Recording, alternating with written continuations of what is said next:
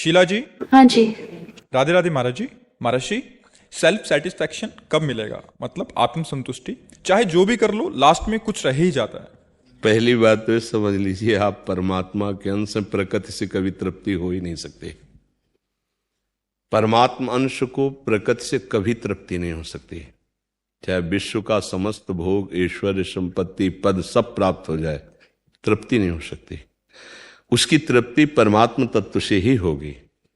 बड़े भाग्य हैं जो आप ये अनुभव कर पा रहे हो कि चाहे जो कुछ करे लेकिन तृप्ति नहीं होती।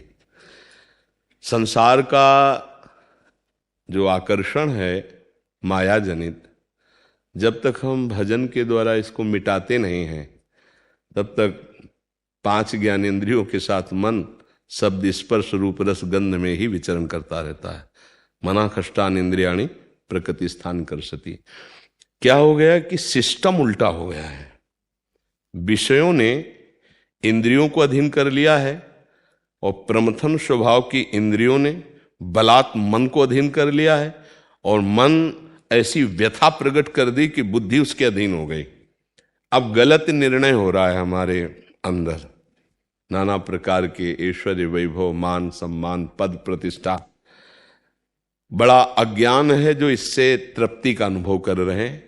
बड़े भाग्यशाली हैं जो इस बात को समझ पा रहे हैं कि जो जो भी मैं कर रहा हूं उससे मेरे मन को विश्राम नहीं मिल रहा, क्योंकि वास्तविक विश्राम स्थल श्री भगवान के चरणारविंद है। जब आप नाम जप करेंगे, सत्संग सुनेंगे, भगवत लीलाओं का गायन करेंगे, श्रवण करेंगे, तो जो सिस्टम उल्टा हो गया वो सीधा हो जाएगा। बुद्धि पवित्र होगी। भजन से क्या होता है? बुद्धि में ज्ञान का प्रकाश होता है, बुद्धि बलशाली होती है। देखो, पहले जो त्रिकाल संध्या का शास्त्र जो आदेश करते हैं उसका कारण यही है। गायत्री मंत्र से बुद्धि सत्य में स्थित होती थी। उसमें प्रार्थना ही है मंत्र में, इसी बात की। अब हम लोग गुरु मंत्र प्राप्त है इसलिए उसका उच्चारण मर्यादा होती है, मंत्र का ऐसे सभा में उच्चारण नहीं होता। उसका आखिरी शब्द यही है कि मेरी बुद्धि को जो परम सत्य है उसमें प्रेरित करे। वो परम सत्य मेरी बुद्धि को सत्य में प्रेरित करे, सत्य में स्थित करे। हमारी बुद्धि जब हम नाम जप करते हैं, मंत्र जप करते हैं, तो उसमें ज्ञान का प्रकाश होता है।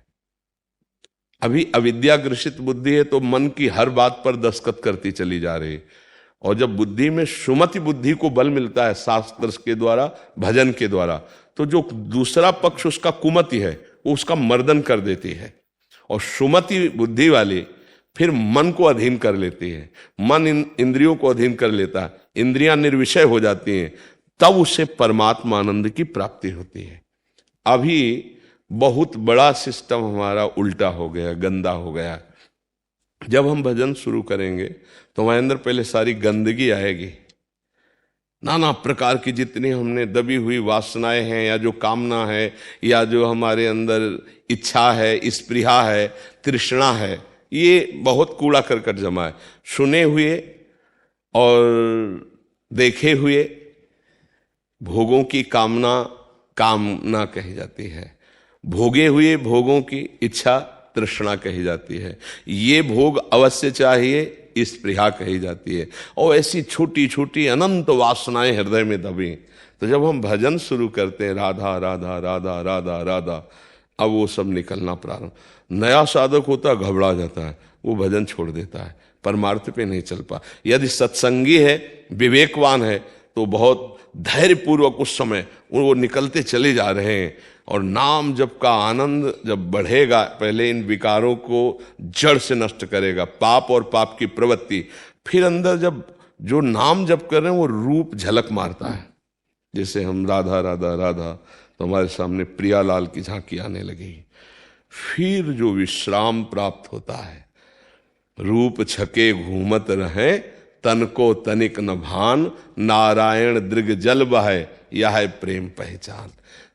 नयनन पिय मूरति बसय, तेहि रस रहाय समाय, ये लक्षण सुनि प्रेम के, और न कछु सुहाय, और न कछु सुहाय, फिरे अपने रस मातो, कुटुम देह ते जाय, छूट सब ही विधि ना तो। जहां जहां पी की बात सुने खोजत तिन गैनन, हित द्रु छिन छिन ले प्रेम जल भरी भरी नयनन। अब उसके विश्राम की स्थिति आ गई। प्रभु का अंश अपने जब अंशी से मिला तो पायो परम विश्राम, राम समान प्रभु नाही कहूं। विश्व के किसी भी सुख में इतनी ताकत नहीं कि तुम्हें विश्राम दे दे, क्योंकि तुम भगवद अंश हो। हमारा जो मांग है अविनाशी सुख, अविनाशी जीवन, अविनाशी यार, हमारा प्रेमी अविनाशी हो, हमारा सुख अविनाशी हो जिसमें कहीं दुख का लेस न हो, और हमारा जीवन भी अविनाशी हो, हम कभी मरूं नहीं। ये अंशी के सद्गुण दिखाई दे रहे हैं। बच्चा है ना, उसी का अंश है ना, तो हमारा अंशी अविनाशी, हमारा अंशी सुख सिंधु और हमारा अंशी प्रेममय, प्रेम स्वरूप है। अब ये बात समझ करके यदि हमारा प्रेम, हमारा संबंध, हमारा भाव प्रभु से हो जाए तो विश्राम प्रारंभ हो जाए। पर हमारी भाव दशा शरीरों में है, देहाभिमान देह भाव, और उसी संबंधियों में है, और वो सब भोग सामग्री से तृप्त हो जाएंगे, ऐसा हमें भाव है, तो अनंत जन्म व्यतीत हो गए और भी व्यतीत हो जाएंगे, कभी विश्राम नहीं मिलेगा। इसलिए सबसे प्रार्थना है, कुछ समझ में आवे या ना आवे, नाम जप नहीं छोड़ना है। राधा राधा राधा राधा राधा। यदि आपको विश्राम न मिल जाए, आपको आनंद न मिल जाए तो, पर बीच में डरना मत, बड़े भयावह घाटियां हैं। इतना मन विचलित करेगा कि अब तो हम भजन लायक रहे ही नहीं, हम कहां भगवत प्राप्ति कर पाएंगे।